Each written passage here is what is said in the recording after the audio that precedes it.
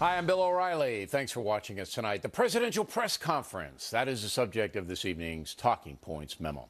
Mostly a waste of time, as Mr. Obama did what he always does, provided long-winded answers to general questions. The first question from the White House press corps should have been very simple. Exactly when were you told about General Petraeus, Mr. President? And why was this kept secret until after the election? Simple. That's the kind of question that allows no wiggle room. Instead, an Associated Press guy asked an opinion question rather than a fact question, allowing the president to dance.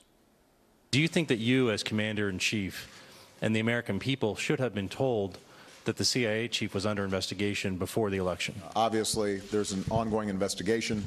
I don't want to comment on the specifics of the investigation. The FBI has its own protocols in terms of how they proceed.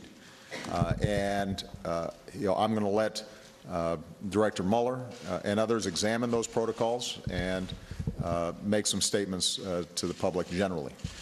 I do want to emphasize what I've said before. General Petraeus had an extraordinary career. He served this country with great distinction in Iraq, in Afghanistan, and as head of the CIA.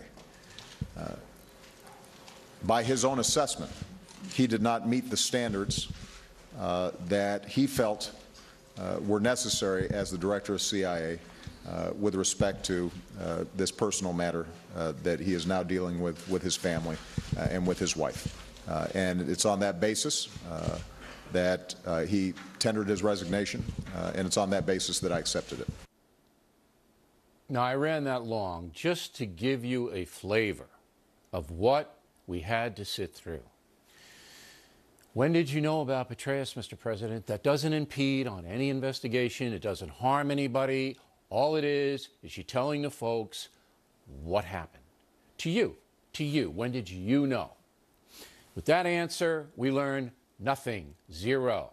The president falling back on the investigation, just like he has on the Libyan situation. Everything's under investigation.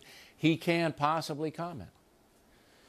The only journalist who remotely challenged that stone wall was Fox News White House correspondent Ed Henry, who asked this about Libya. I wanted to ask about the families of these 4 Americans who were killed. Sean Smith's father, Ray, said he believes his son basically called 911 for help, and they didn't get it. And I know you've said you grieve for these 4 Americans, that it's being investigated, but the families have been waiting for more than 2 months. So I would like for you to address the families if you can. On 9/11, as Commander-in-Chief, did you issue any orders to try to protect their lives? Ed, I'll address the families not through the press. I'll address the families directly, as I already have. And we will provide all the information that is available about what happened on that day. That's what the investigation's for.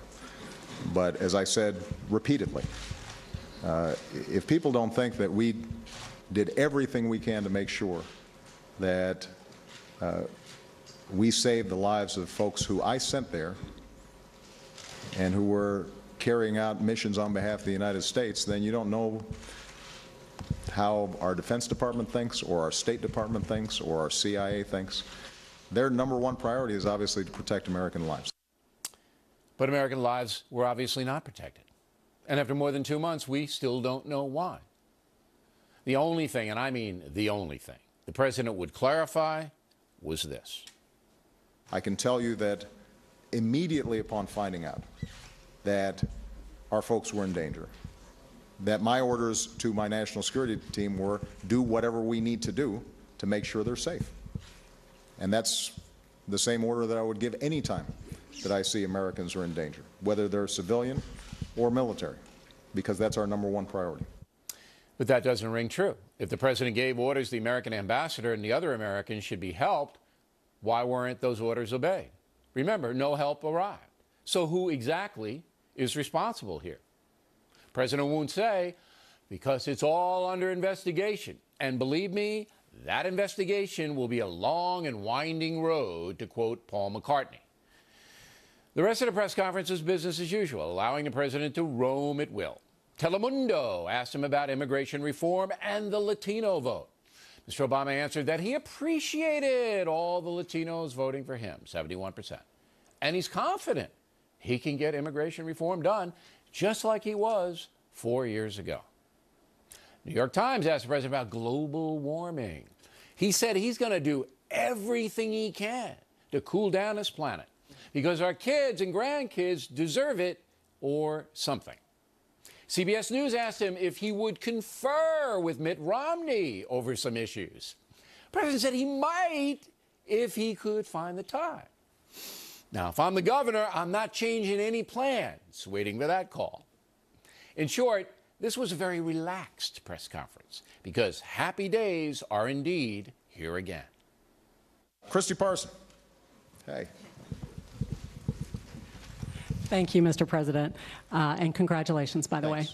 One quick Christy follow-up. was there when I was running for state senate. That's so right, I was. Christy and I go back a ways. I've never seen you lose. Talking Points pretty much has seen it all on the journalism front. As I told you last night, the press in America, sadly, is in terrible shape. I don't understand why the president doesn't do these press conferences all the time. He completely controls the room. Only Henry had him stammering. You know what I really think? I think Barack Obama doesn't respect the National Press Corps because he knows they love him. He uses them, but he doesn't think much of them. I could be wrong. Summing up, I learned nothing from today's press conference, and it was kind of dull to boot. Not a great way to spend an hour in America.